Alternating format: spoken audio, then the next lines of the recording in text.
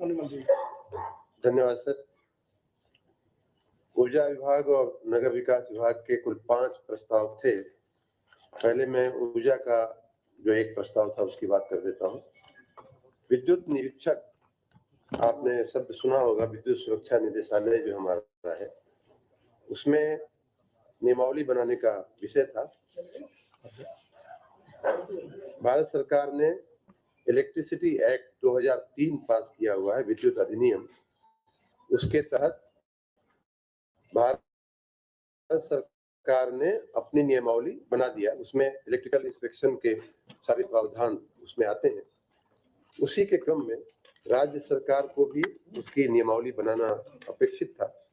जो सेक्शन, जो विद्युत अधिनियम है उसका सेक्शन 162, 180 के तहत राज्य सरकारों को भी बनाना था अपेक्षित, लेकिन यहाँ अभी बन नहीं पाया था। अब हम उसकी नियमावली बना करके लेकर के आए हैं, जिसमें हमारे जो चीफ इलेक्ट्रिकल इंस्पेक्टर हैं और इलेक्ट्रिकल इंस्पेक्टर, विद्युत निरीक्षक जिसको बोलते हैं, उनकी अर्हता, जिसको क्वालिफिकेशन कहते हैं, फिर उनके पावर क्या क्या होंगे, उनकी शक्तियां क्या होंगी और कार्य क्या होंगे, फंक्शंस क्या क्या होंगे, ये सारा कुछ उसमें परिभाषित किया जाता है। इस नियमावली को आज राज्य मंत्रिमंडल ने मंजूर किया है। इसमें कैसे इंस्पेक्टर जो है वो किस जगह पे उसको जाने का अधिकार होगा, कोई रोक टोक नहीं करेगा, किस किस इंस्पेक्शन के पहले और इंस्पेक्शन के बाद वो क्या क्या प्रक्रियाएं अपनाएगा, ये सारी बातें जो है इस नियमावली में आती हैं, जिसको आज माननीय मंत्रिपरिषद ने मंजूर किया है। नगर विकास विभाग के कुल 4 प्रस्ताव थे, जिसमें एक महत्वपूर्ण प्रस्ताव था कि हमारा जो संपत्ति कर है वो हमारे नगर निगमों में, नगर पालिकाओं में, नगर पंचायतों में जो संपत्ति कर का जो व्यवस्थापन होता है वो नगर निगमों में नगर निगम अधिनियम 1959 की धारा 172 में ऑलरेडी प्रावधान किया हुआ है। और उस प्रावधान के तहत जो हमारा अधिनियम है, उसके प्रावधानों के तहत सन 2000 में आवासीय भवनों के लिए और सन 2013 में अनावासीय भवनों के लिए नियमावली भी बन गई। जहां तक नगर निगमों का सवाल था, उनकी दोनों नियमावलियां बन चुकी हैं, आवासीय और अनावासीय, 2000 और 2013 में। और उन्हीं प्रावधानों को जो एक्ट में, जो नगर निगम अधिनियम में प्रावधान थे, उसी को नगर पालिका अधिनियम में समाहित करते हुए, लेते हुए नगर पंचायतों और नगर पालिका परिषदों के लिए भी कानून का वही चीज जो है कानून में लेकर के कानून प्रावधानित कर दिया गया, कानून इनेक्ट कर दिया गया, पास कर दिया गया। लेकिन उसके तहत जो नगर पालिका और पंचायतों के लिए जो नियमावली बननी चाहिए थी, कानून होता है उसके बाद नियमावली बनती है जिसमें डिटेलिंग आती है, वो नियमावली बनाने का काम रह गया था, जिसे आज हम लोग माननीय मंत्रिपरिषद के समक्ष लेकर के आए थे और उस नियमावली को माननीय मंत्रिपरिषद ने मंजूर किया है।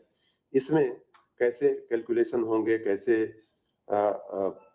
कितनी पुरानी संपत्ति है तो कितना उसका दर होगा, ये करना इसलिए इस समय आवश्यक था कि भारत सरकार का इस पर बहुत आग्रह था कि इस नियमावली के बिना हम जो है कोई ग्रांट नहीं देंगे। खास करके 15वें वित्त आयोग की जो ग्रांट आती है वो, और विभिन्न योजनाएं जैसे कि अमृत 2 में जो पैसा हमको मिलता है, उसके पैसे में भी रोक टोक हो रही थी भारत सरकार के द्वारा। भारत सरकार का बहुत आग्रह था कि इसमें तात्कालिक आप नियमावली बना करके फ्लोर रेट वगैरह निर्धारित कीजिए, तो उस नियमावली को आज माननीय मंत्रिपरिषद ने मंजूर किया है। तीसरे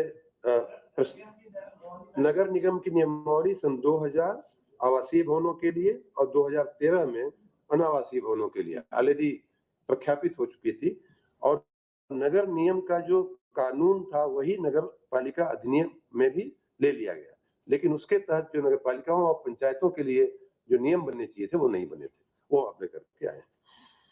अगला प्रस्ताव था अयोध्या में सीवरेज का एक नया प्रोजेक्ट डालने का। सीवरेज की अयोध्या की जो रचना है उसमें मैं आपको थोड़ी जानकारी दे दूं तो मुख्य धाम का जो क्षेत्र है वहां अमृत वन में लगभग 133 किलोमीटर की ऑलरेडी सीवरेज डालने की योजना ऑलरेडी चल रही है, अमल में वो पहले से मंजूर होकर के उसका अमल हो रहा है, जिसमें 20,000 घरों को कनेक्शन देना लक्षित है और वो योजना ऑलरेडी आगे बढ़ रही है।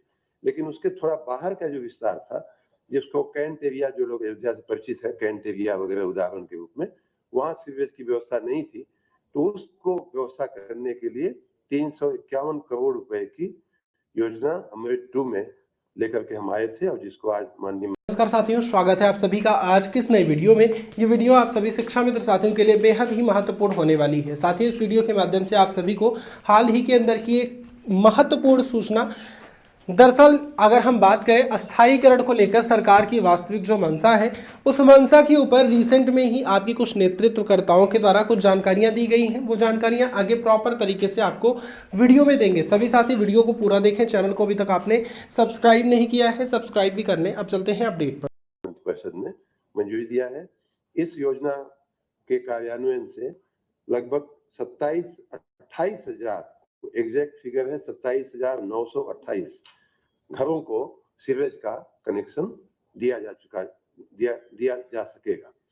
इसका जैसा कि आप जानते हैं, इसमें गवर्नमेंट ऑफ इंडिया का पार्ट होता है, राज्य सरकार का पार्ट होता है, थोड़ा निकाय का भी अंश होता है अमृत योजना में।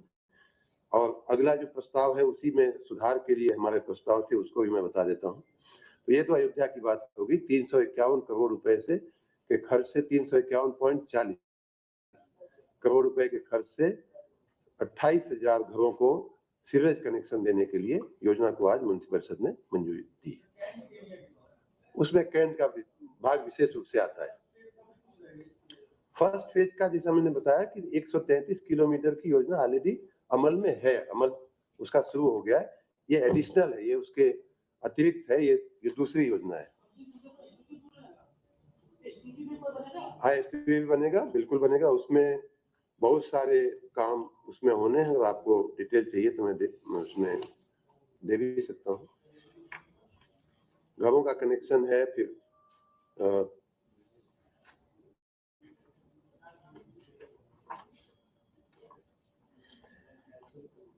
सीवर का पूरा नेटवर्क जो है वो 1,26,472 आरएम होता है।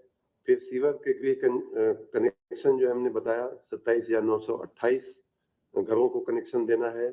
फिर इसमें पंपिंग स्टेशन बनेंगे 4, स्टाफ क्वार्टर बनेंगे 4, मीटर रूम बनेंगे 4, एसटी और पैनल रूम बनेंगे 4। काफी कुछ इसमें, अब इसमें डिटेल इतना देने की आवश्यकता मैं नहीं समझता जी। एसटीपी अब इसका अगले फेज में हम लोग सबको मिला करके एसटीपी का हम लोग, ये एसटीपी जो अमृत 1 में जो जी उसका मैं बता रहा हूँ